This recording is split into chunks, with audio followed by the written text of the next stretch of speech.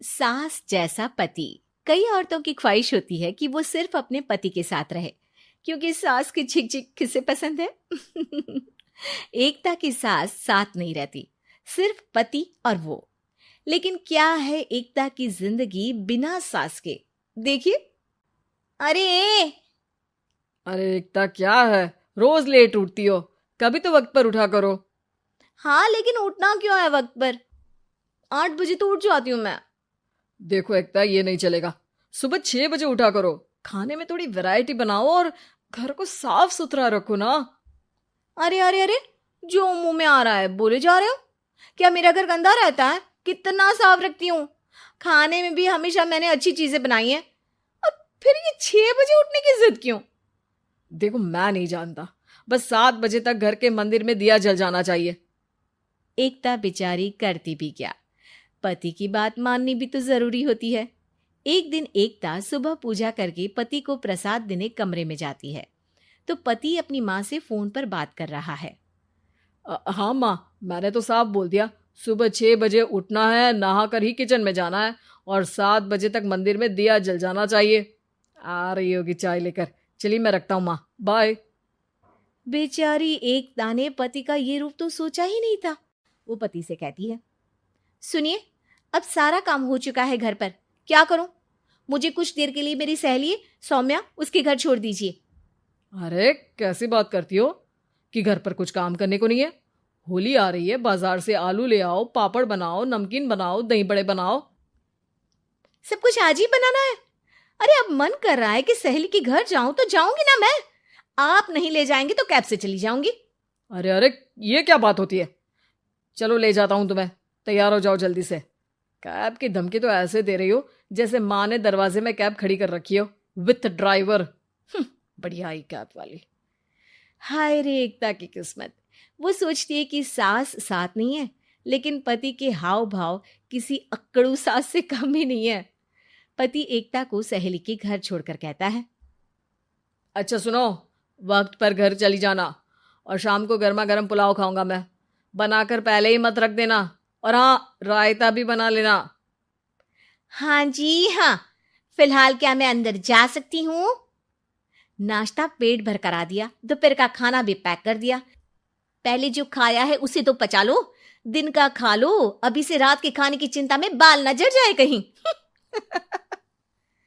पति को एकता की बात पर गुस्सा तो बहुत आता है, लेकिन ऑफिस में देरी के कारण वो कुछ नहीं कहता। एकता सहेली के पास जाती है, जहां सास बहू बैठकर गप्पे लड़ा रही होती है।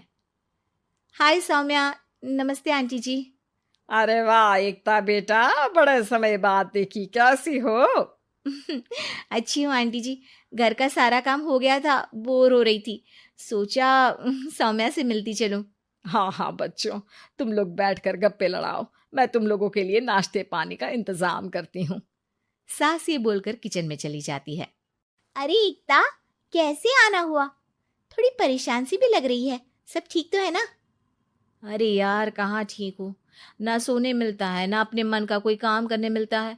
बस सुबह 6 बजे से किचन और रात के 12 बजे तक घर का काम। मेरी तो कमर ही टूट रही है। अरे क्यों मजाक कर रही है? तेरे तो मजे हैं। अकेली रहती है पति के साथ, न कोई सास न ससुर, न आस पड़ोस से मतलब। हम लोगों की सोच, जॉइंट फैमिली है, कितनी परेशानी होती है। अरे रहने देना, वो तो दिख रहा है कि कितनी परेशान है तू। सास किचन का काम कर रही है और तू सहेली से गप्पे। ऐसा कहाँ होता है यार। हाँ वैसे तू बोल तो सही रही है। सुबह थोड़ा सा भी लेट हो जाए ना उठने में, तो मम्मी जी किचन संभाल लेती है। पति तो जाते वक्त उठाते हैं कभी कभी मुझे। पर मेरी छोड़, तू बता, सास साथ रहने आ गई है क्या, जो सुबह 6 बजे उठना पड़ता है? पति तो तेरा 10 बजे ऑफिस जाता है। 4 घंटा खाना बनाने में लग जाता है क्या तुझे, एक लोगों का?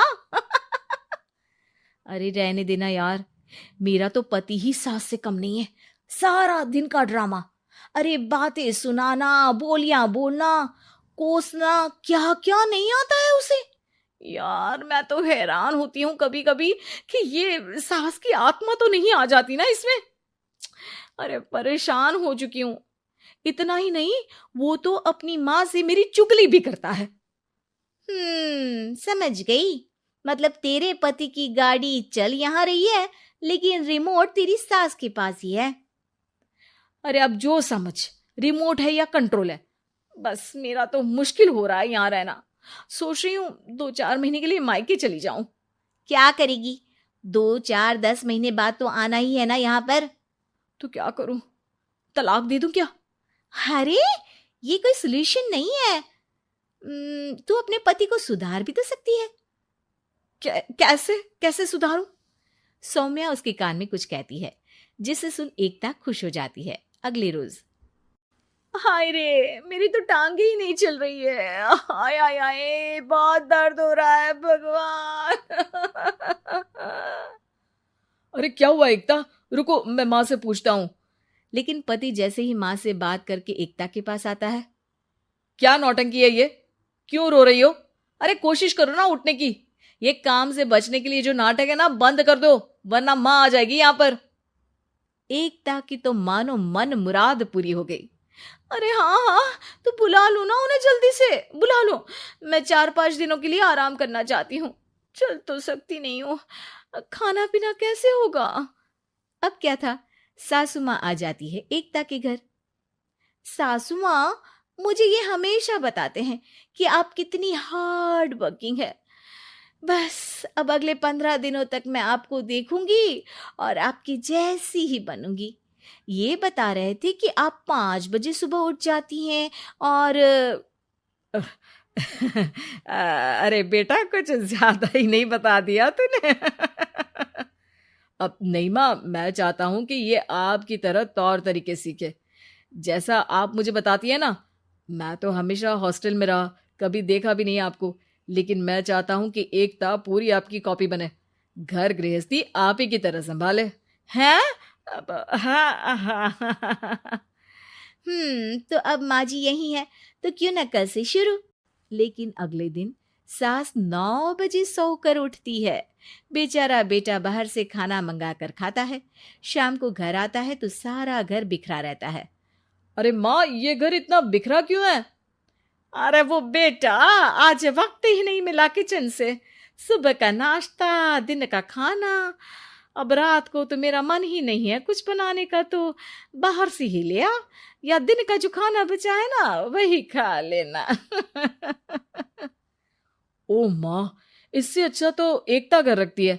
भले ही आराम आराम से काम करती है, लेकिन आज तक मुझे बासी खाना नहीं खिलाया। खुद तो तुम 9 बजे उठी हो, वो तो फिर भी 8 बजे उठती थी। अरे बेटा, मेरे बस की नहीं है 8 बजे उठना, वो तो ना मैं झूठ बोल रही थी। मैं तो चली अपने घर। अरे कम से कम तेरे पापा मुझे सुबह की चाय खुद तो बना कर देते हैं ना। ना जी ना, मुझे नहीं रहना अपने बेटे के पास।